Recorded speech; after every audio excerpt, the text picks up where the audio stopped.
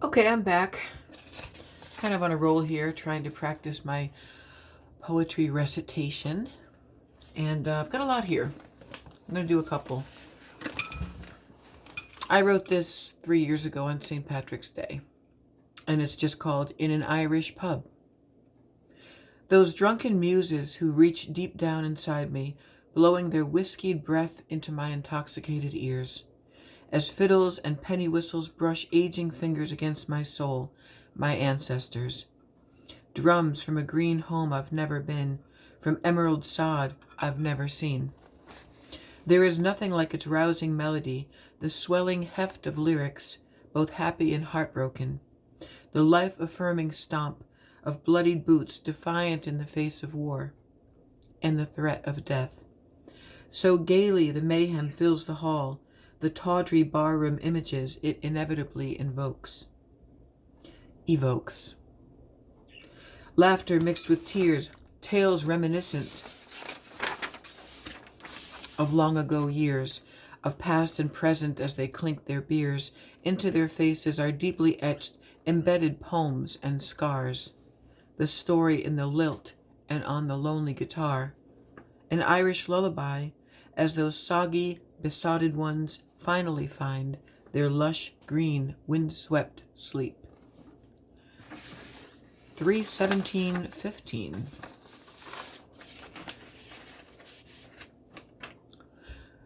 Yeah, I had written the wrong year down before.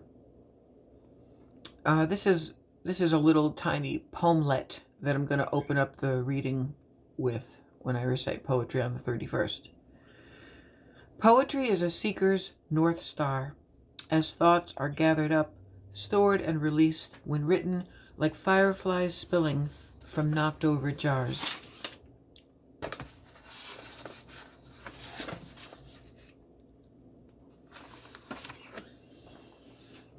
This is also untitled. Healing is messy and rarely linear.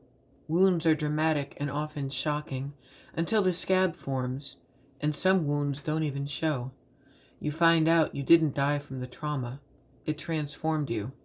Scars are permanent, tattoos of flesh-colored keloid courage, and bruises go through many colors, like the wing of a wounded tropical bird, before the body absorbs and assimilates the blood beneath the skin.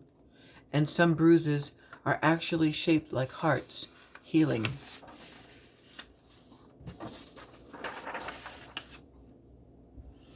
This poem is called Images. I tend to write poems containing images many find cliché. Wind chimes and dream catchers, clouds and the moon, and whatever this thing called love is. I also write about how it feels to be both the handful of crumbs and the feast, how it is to be a storm within, covered with skin, how I am not on a journey, but that I am the journey, the looking forward, the looking back.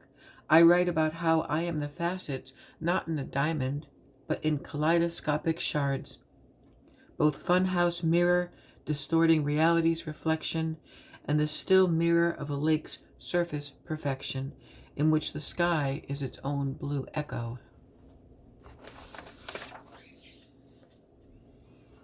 This is called Compass. Somewhere in the wilderness of my sadness a compass lies hidden and rusty. I walk along, kicking stones painlessly, my feet sinking in damp leaves, the scent of moss and distant water hovering in the air. It smells like hope.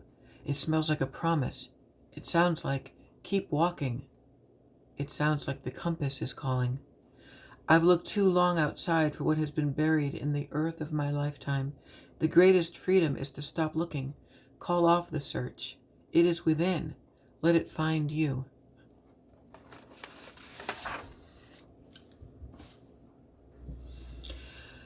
Sometimes paths are linear, but not always. Sometimes you have to maneuver yourself clumsily through underbrush, move branches aside, get whacked in the face by the slender, prickly arm of a wild rose bush, stub your toe on a stone. Sometimes you have to veer off to some previously undiscovered clearing, feeling alone. To rest, to catch your breath, to ask the sky why, as the clouds politely ignore you. and like feathers float by. And birds, both distant and close, are colorful, constant companions. Sometimes you have to tamp down the unruly earth with brave and determined steps. Stamp stubbornly, stomp proudly, pound out your own path, perhaps others might follow. Sometimes you have to risk getting lost, only to find out you're not. You never were. You just found a different way. I will leave you with that for now. Otherwise, I'll just go on and on ad infinitum. Thank you for listening, guys. Peace out.